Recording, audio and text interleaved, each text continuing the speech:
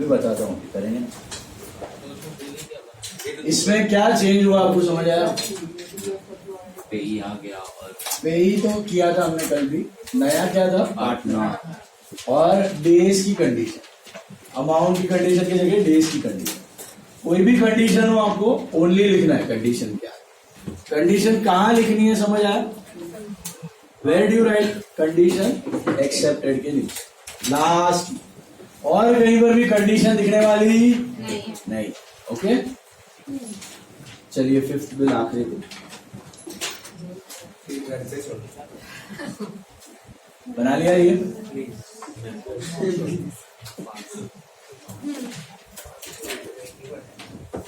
Let's take the fifth bill. See,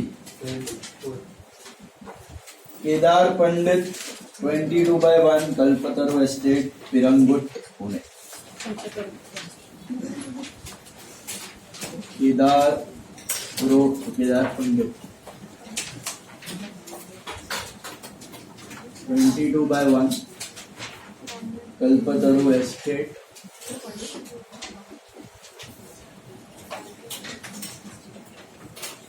Pirangut Pune.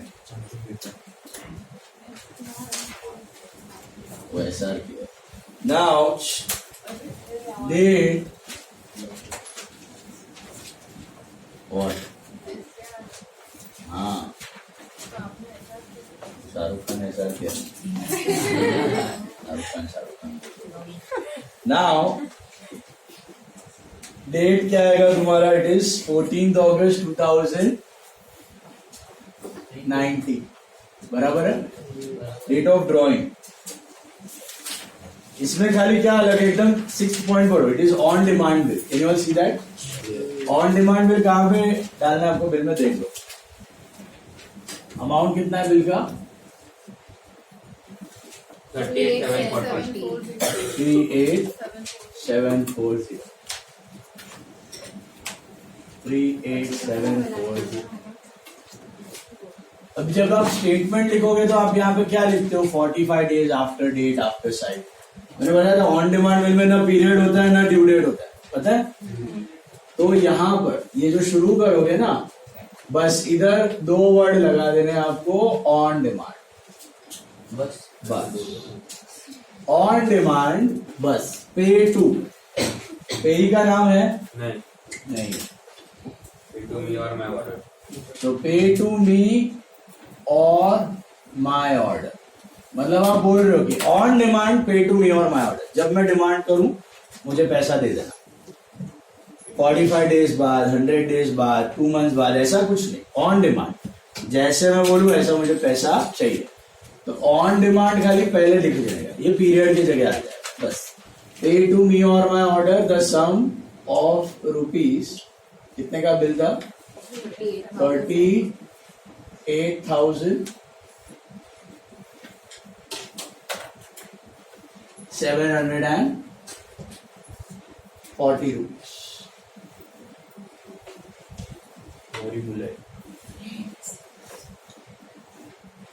38,740 only for the value receipt.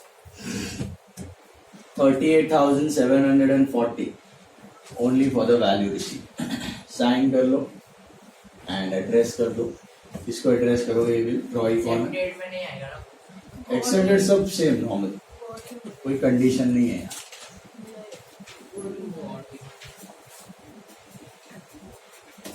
Gauri मुल्ले, Vashi, Navi Mumbai.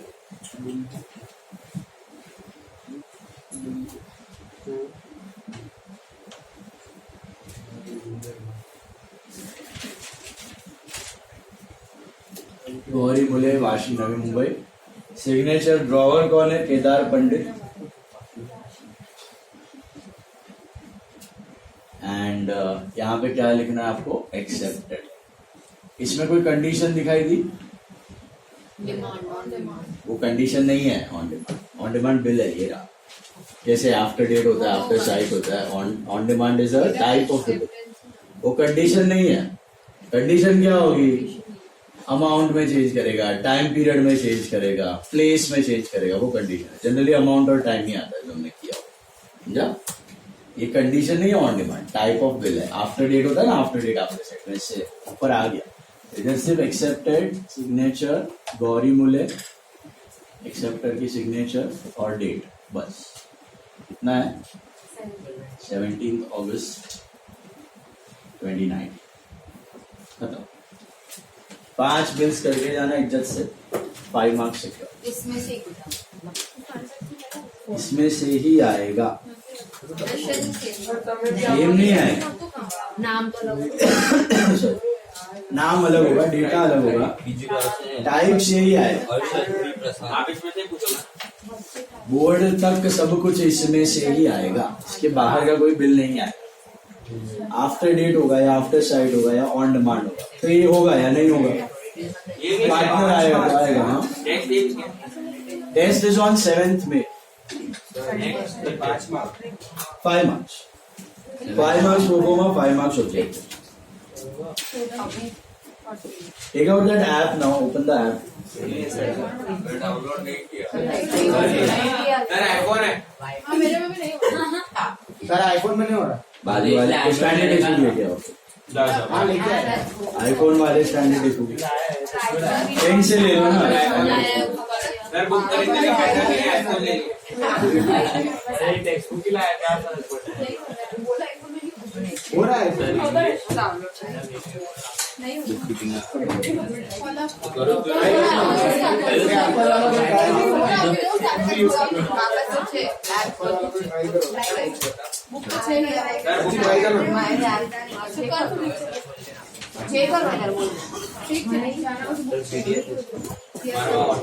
Sir आपका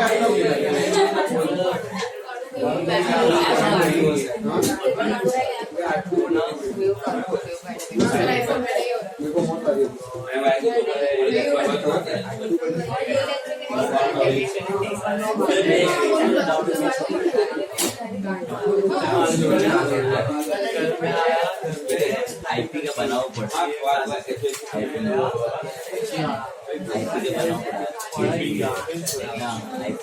क्या app open करो, उसमें class 12 पे क्लिक करो।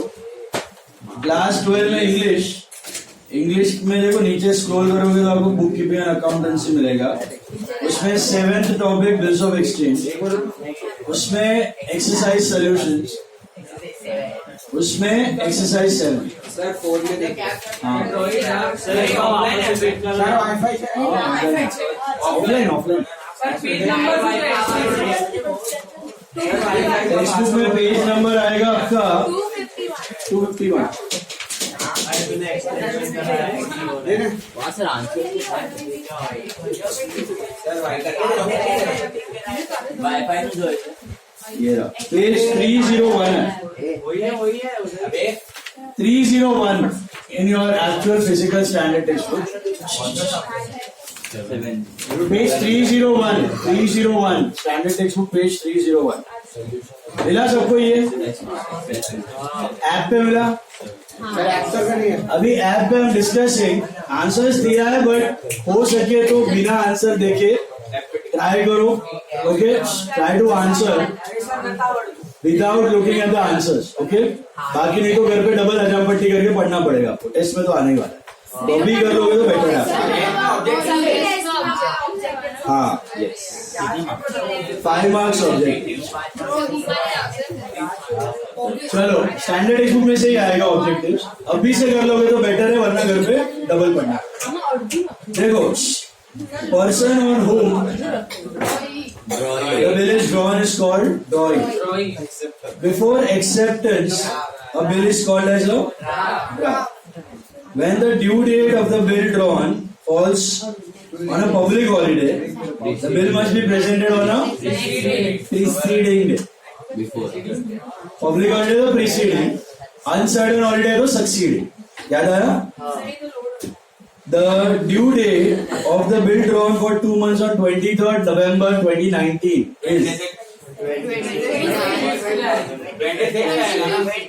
25th January 2020. Why?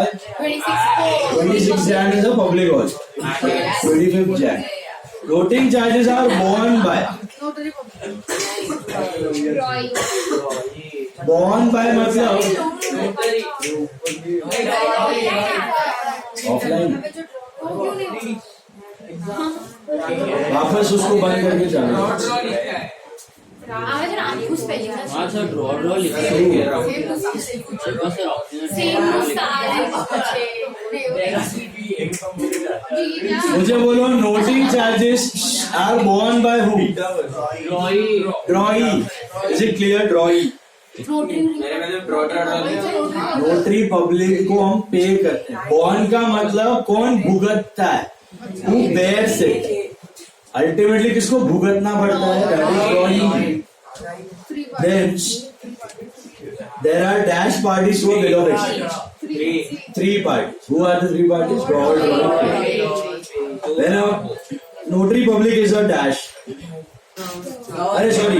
When a bill is drawn for 2 months on 3rd January, the due date of the bill is 6 March 2020. 6 March 2020. Notary public is a government officer. When the acceptor or drawee does not pay the amount of the bill to the holder of the due, it is said as dishonor. Person does not pay, its dishonor. The person who accepts the bill treats the bill as dishonor. पहला बात समझा? One word पे आ जाओ. The 3 extra days which are allowed over and above the period of the bill. Grace days. Fees charged by the notary public for getting the fact noting charges. Person who is entitled to receive the amount of bill of exchange. सब बोल दिया. Draw, pay, बचा क्या? Person who is entitled to receive the amount of the bill. Payee is the answer. अंदर देख के तो बोल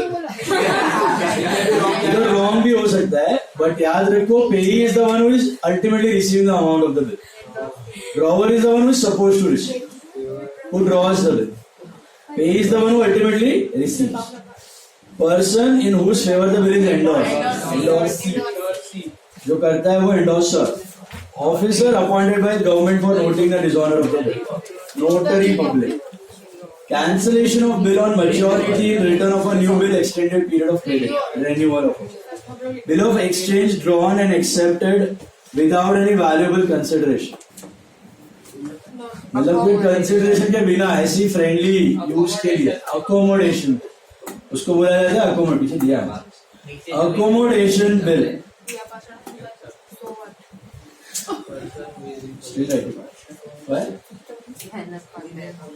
पीछे देख लो ना. Turn the page and see it. Now, this is cancellation of a bill. This is renewal. Bill of exchange drawn and accepted without any valuable consideration is called accommodation. With some valuable consideration is called trade bill. Trade and accommodation bill. याद है? Starting के lecture में करवाया. Person who is in possession of the bill of exchange. Holder बोल रहे हैं. अभी there are 2 terms, holder and holder in due course.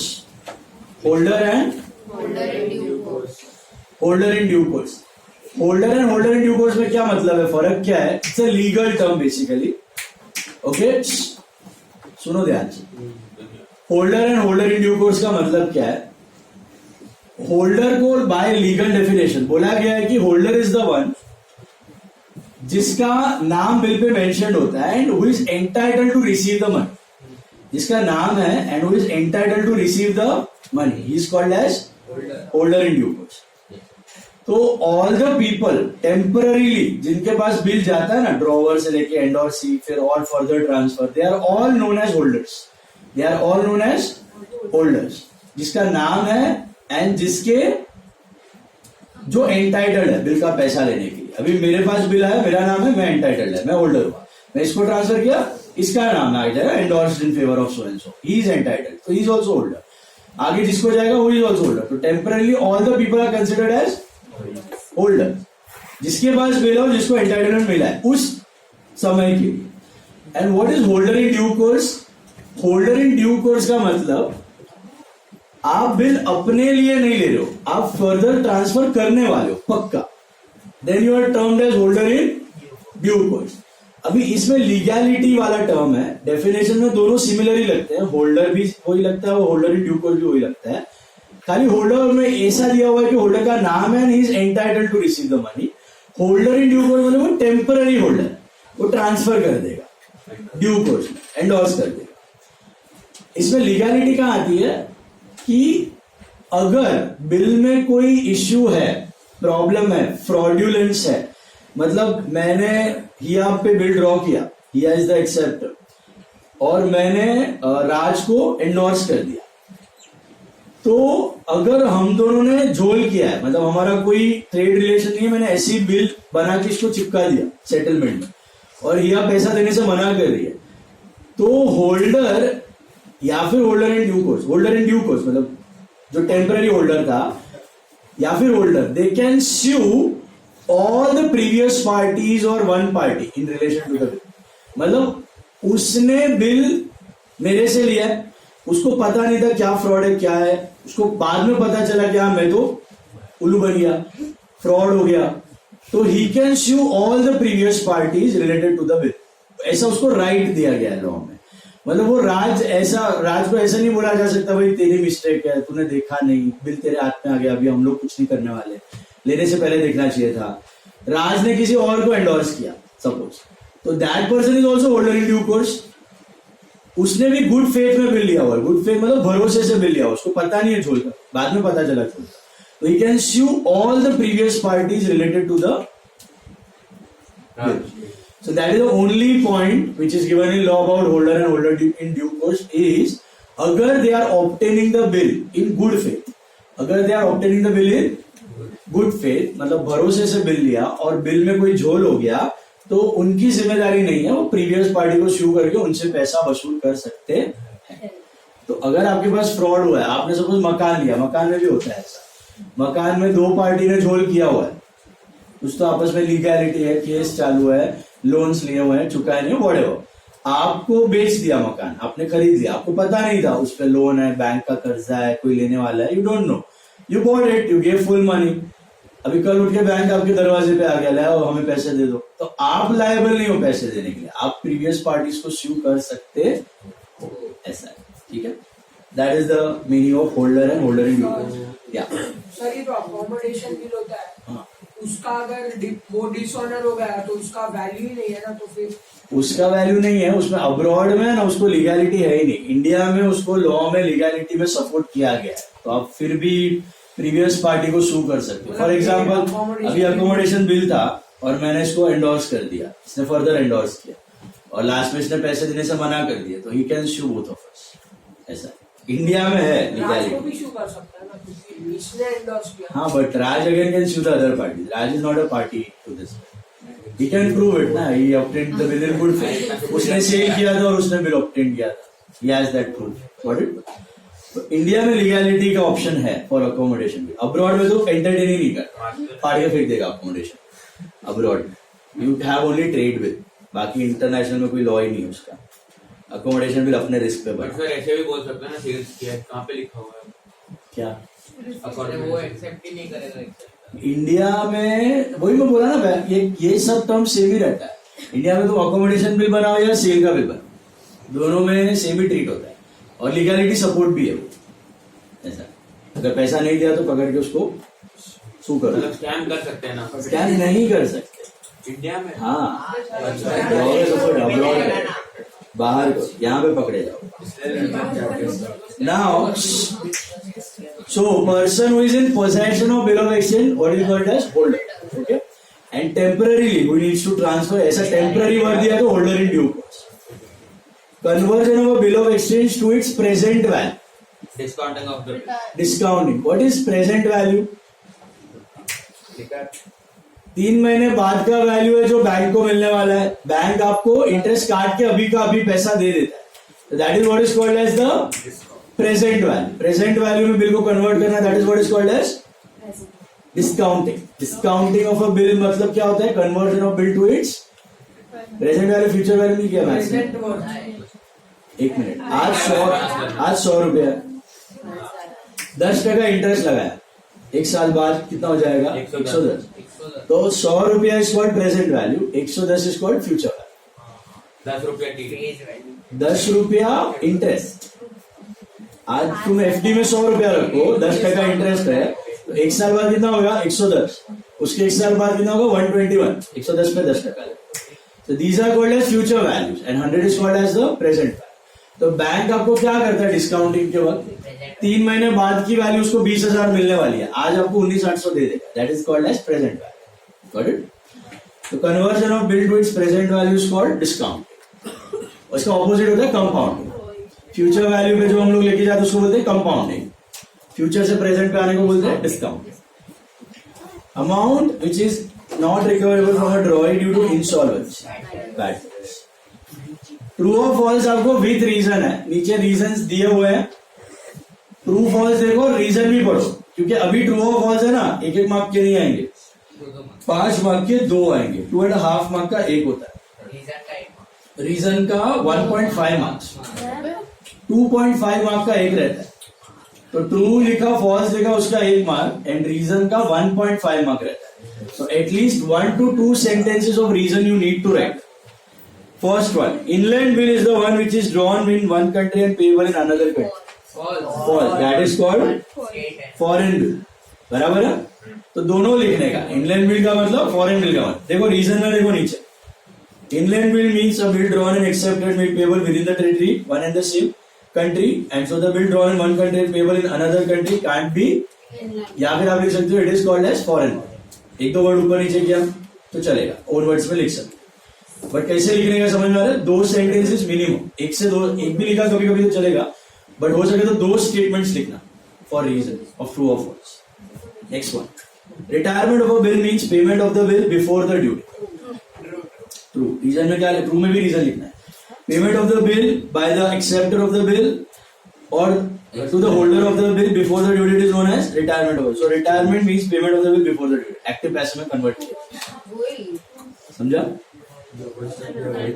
अभी कोई मसाला नहीं है तो वही लिखना पड़ेगा, ऐसा है। रीजन लिख सकते हो तो लिखो।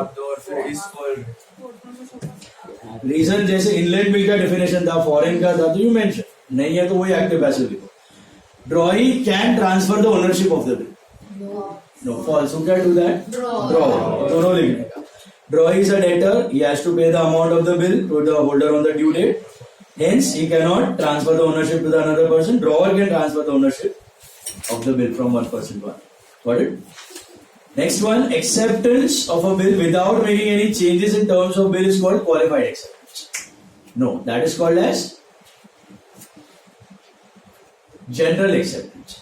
बिल में कोई चेंज किए बिना सीधा एक्सेप्टेड लिखा उसको क्या बोलते हैं, और विथ चेंजेस किया उसको क्या बोलते हैं? वही स्टेटमेंट में उधर रीजन में मेंशन करते हैं। रीजन पढ़ लेना।